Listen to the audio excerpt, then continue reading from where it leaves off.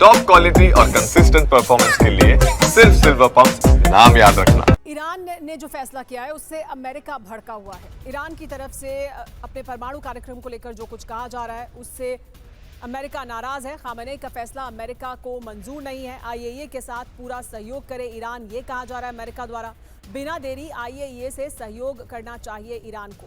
ईरानी फैसला हालात को और खराब करेगा, ये कहा गया है अमेरिका द्वारा। ईरान ने फैसला किया है कि वो आईएईए से सहयोग खत्म कर रहा है। इसकी वजह क्या है? परमाणु अड्डों पर अमेरिका ने हमला किया था। दूसरी वजह यह है कि परमाणु अड्डों पर इजरायली प्रहार हुआ। तीसरी बड़ी वजह यह कि आईएईए पर पक्षपात करने का आरोप लगाया ईरान ने। और चौथी बड़ी वजह यह कि आईएईए प्रमुख इजरायल के साथ खड़े दिखाई दिए, ईरान का उन्होंने समर्थन नहीं किया। पांचवी बड़ी वजह यह कि गुप्त परमाणु कार्यक्रम तेज करने की आशंका है और इस वजह से भी आईएईए से असहयोग कर रहा है ईरान। ईरान ने जबरदस्त तैयारी लेकिन शुरू कर दी है। इजरायल को कमजोर करने के लिए ईरान ने सबसे पहले मोसाद के नेटवर्क को खत्म करने का मिशन शुरू किया है। पूरे ईरान में सर्च अभियान जारी है। ताबड़तोड़ गिरफ्तारियां हो रही हैं। एक ही दिन में 50 संदिग्धों को पकड़ा गया है। इजरायल की कोशिश है कि फिर युद्ध छिड़ा तो मोसाद उसके कमांडर्स और वैज्ञानिकों की हत्या न कर सके। दूसरी तरफ समुद्र में अमेरिका से निपटने की तैयारी शुरू हो गई है। हॉर्मूज की तरफ माइंस रवाना की गई हैं ताकि वक्त जरूरत पड़ते ही हॉर्मूज को बंद किया जा सके।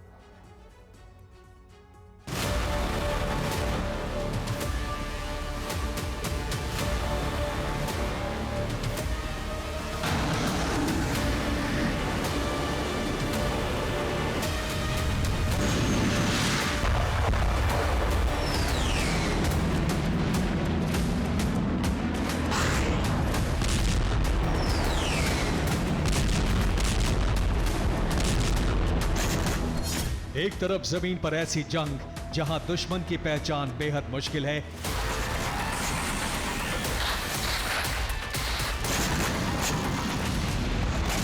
अपनी ही जमीन पर जासूसों का ऐसा जाल जिसे तोड़ना ईरान के लिए बेहद जरूरी है। ईरान के मिशन का दूसरा ठिकाना है ये विशाल समुद्र, जहां दुश्मन की लोकेशन पता है, दुश्मन का इरादा पता है,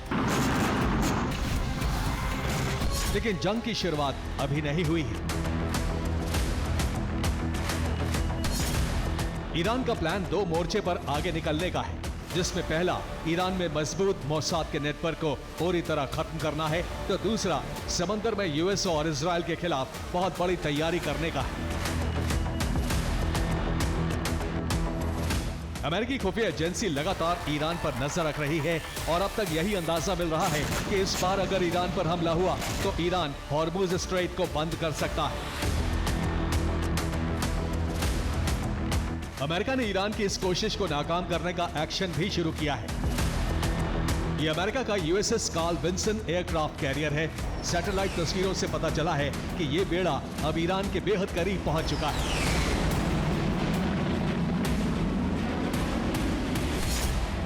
USS Carl Vinson aircraft carrier अरब सागर में है। अरब सागर के रास्ते कार्ल विंसन ईरान के करीब पहुंच चुका है। दो डिस्ट्रॉयर भी एयरक्राफ्ट कैरियर के साथ चल रहे हैं।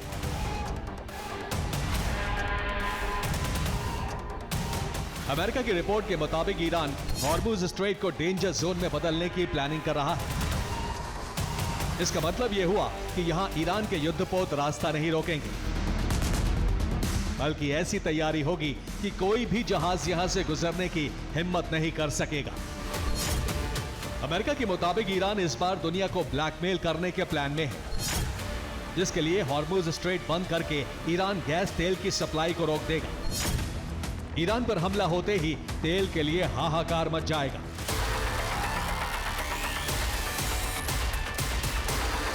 ईरान अमेरिका और इजरायल के खिलाफ पूरी दुनिया पर दबाव बनाने की कोशिश करेगा। ईरान जानता है कि हॉर्मुज बंद होते ही पूरी दुनिया के सामने अमेरिका को जवाब देना मुश्किल हो जाएगा। इस इलाके की खासियत और ईरान की प्लानिंग के बारे में आपको बताते हैं। अमेरिका के हमले पर बोला है ईरान, पहली बार माना है कि हमले से बड़ी तबाही हुई है। न्यूक्लियर साइट पर गंभीर नुकसान हुआ है, ये माना है ईरान ने।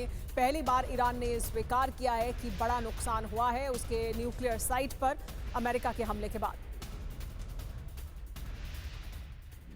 पहली बार ईरान ने माना है कि अमेरिका के हमले न्यूक्लियर साइट को नुकसान पहुंचाया गया है उनके द्वारा। फोर्दो में तेजी से लेकिन काम जारी है। न्यूक्लियर साइट पर तेजी से कंस्ट्रक्शन किया जा रहा है। साइट पर नई सड़क बनाकर तैयार की जा रही है। बुलडोजर और कंस्ट्रक्शन ट्रक भी वहां पर मौजूद हैं। अब एंट्री गेट को बनाने का काम जारी है, बताया जा रहा है। हमले के बाद तबाह हुआ था फोर्दो में नुकसान हुआ है, इसे पहली बार ईरान ने स्वीकार भी किया है।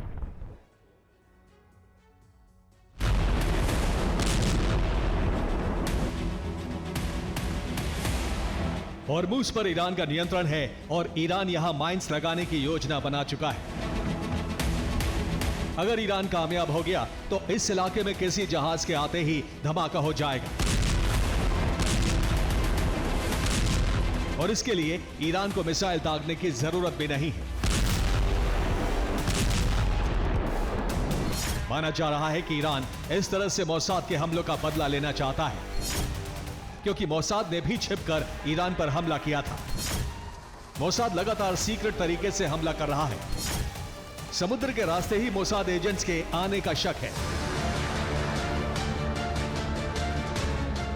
रिपोर्ट के मुताबिक ईरान के बंदरगाहों पर मोसाद की मजबूत पकड़ है, इसलिए समंदर में माइंस ले जाने के प्लान का खुलासा भी हो चुका है। ईरान इस बार हर प्लान बेहद गोपनीय तरीके से बना रहा है, यहां तक कि ईरान के वॉर कमांडर का नाम भी गुप्त रखा गया है। लेकिन मोसाद ने भी ईरान को सोशल मीडिया के जरिए चौंकाया है।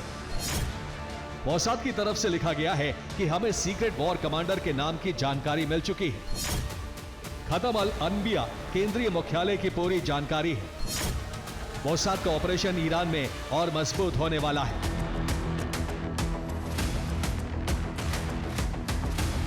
मोसाद की इस पोस्ट से ईरान में गिरफ्तारियों का सिलसिला जारी है। हालांकि एक रिपोर्ट में दावा है कि ईरान सिर्फ यहूदियों को टारगेट कर रहा है और उन्हें शक के दायरे में रखा जा रहा है।